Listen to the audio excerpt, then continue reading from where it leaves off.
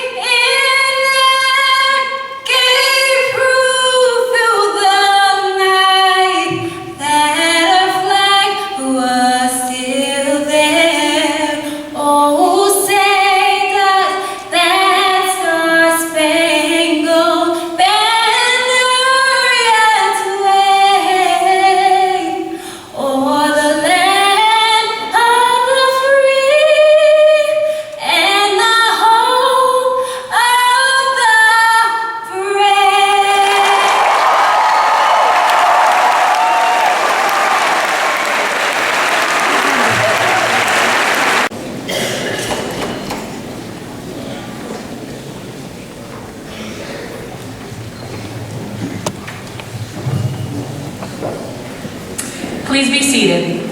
Enough to be appointed to lead this great school. As most of you know, I have always used my graduation speech as a way of passing on philosophical advice that I believe will ultimately benefit you in ways that force you to reflect on what really matters in life. For the record, I never recycle my speeches. but search for some meaning in what I have personally experienced and translate it into something that I think you can take with you.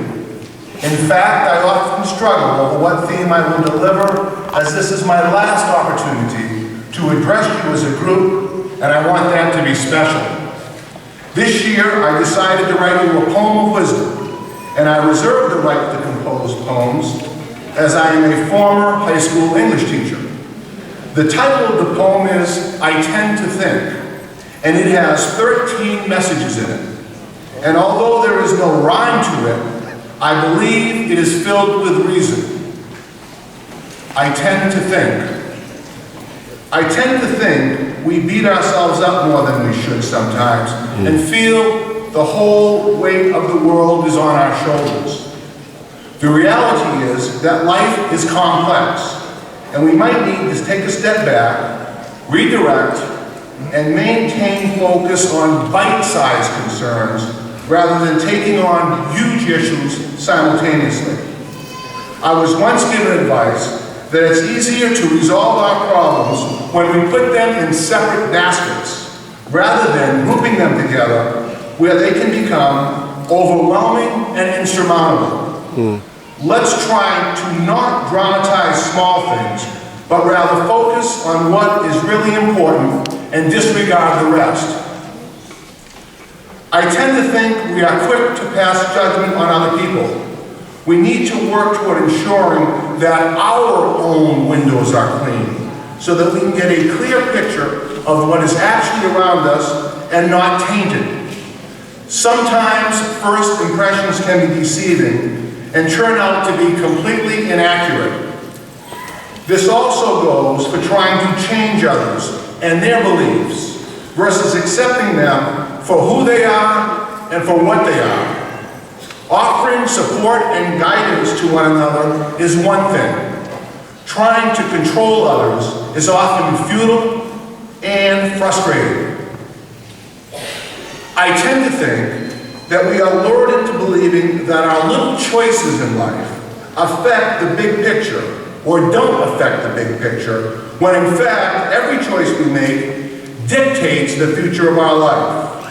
Also, most choices cannot be undone. If we make a bad one, it will often come back to haunt us.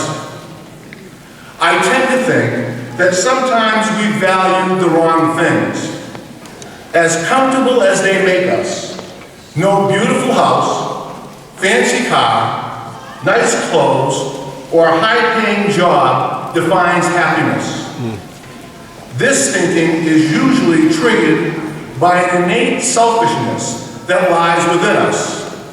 My father always used to remind my siblings and I that we need to be more appreciative, as he regularly spouted out, "Enjoy what today brings, for the feast of tomorrow may never come." Not sure where he found that quote, but it makes a lot more sense now that I've become older than it did when I was growing up. I guess he was saying that life should not be taken for granted, and that each day is a true gift. The recent events of Newtown, the Boston bombings, and the horrific devastation in Oklahoma are true evidence of that. I have learned that true happiness and fulfillment is often found in strong relationships, and it cannot be bought. It is rooted in the heart and spirit of a person. I tend to think we feel a false sense of entitlement, forgetting that the key to getting ahead is hard work. In reality, nothing is owed to us. True entitlement is earned, not simply bestowed upon us. I have come to realize that there are no guarantees, and we need to step back and accept the axiom that sometimes it is what it is, rather than bemoan how unfair life can be. I tend to think we are sometimes quick to point fingers at others when the problem or crisis may well have been created by us or that which lies within us. In other words, we need to look inside ourselves when problems arise and hold ourselves more accountable for what happens to us. That's called manning up, and it usually means you take responsibility for your own mishaps. I tend to think we sometimes struggle with commitment and are quick to quit on ourselves and others. Maintaining healthy relationships is hard work and involves an unselfish sense of compromise.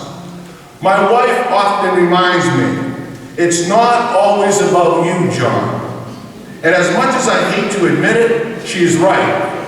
In line with this, we need to own and recognize our own faults and realize some of our greatest lessons in life are rooted in the wisdom that we gain through adversity. I tend to think we turn our backs on controversial issues and often seek the path of least resistance, or what is referred to as the easy way out. I think there should be less tolerance of injustice inflicted upon others, particularly those who are vulnerable and without a voice. In fact, a defining characteristic of a person is what he or she does for those less fortunate. I tend to think we lack tolerance for people who do not look like us or share our basic beliefs, and gravitate to wanting to change others, when in fact, what makes our own school, community, and country so great and strong is its diversity. I tend to think our human competitiveness makes us stubborn at times, especially when it comes to forgiving those who may have hurt us.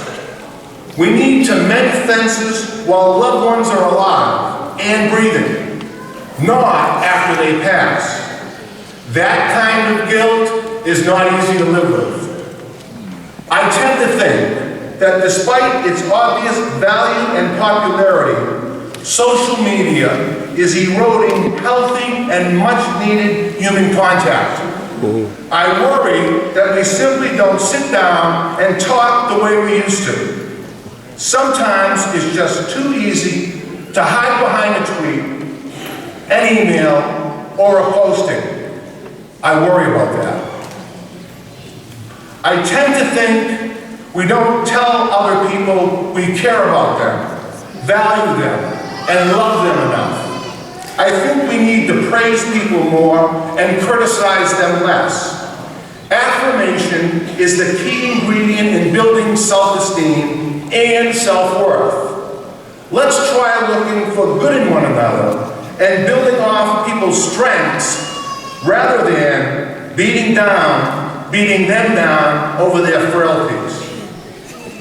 Finally, I tend to think that we tend to think too much about what others tend to think about what we tend to think.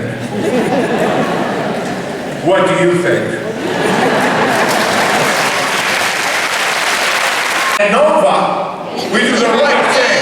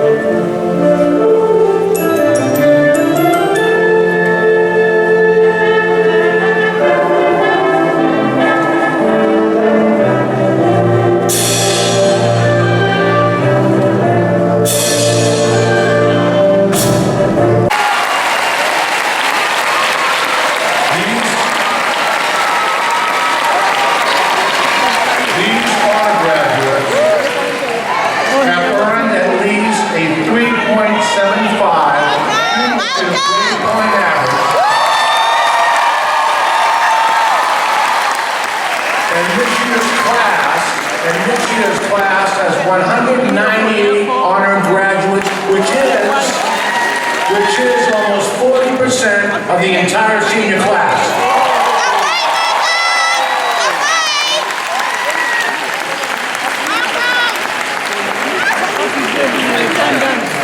Thank you, graduates. Please be seated.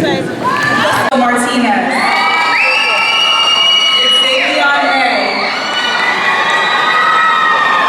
Benjamin Gibbs McCauley. Tadao McDonald. Nigel McDuffie. Ryan Patrick O'Hara. Edmund Dale Elias. Abimbola Olajoyegbe. Deja Olavencia. Right, it's better down here. Dinette Ortega. Victor Norberto Ortiz. Matthew Osborne. Kimberly Oxen. Yasmin Princess Palacios. Catherine Palencia. Alexis Manuel Palmer. Karina Palta. Joseph Michael Patel.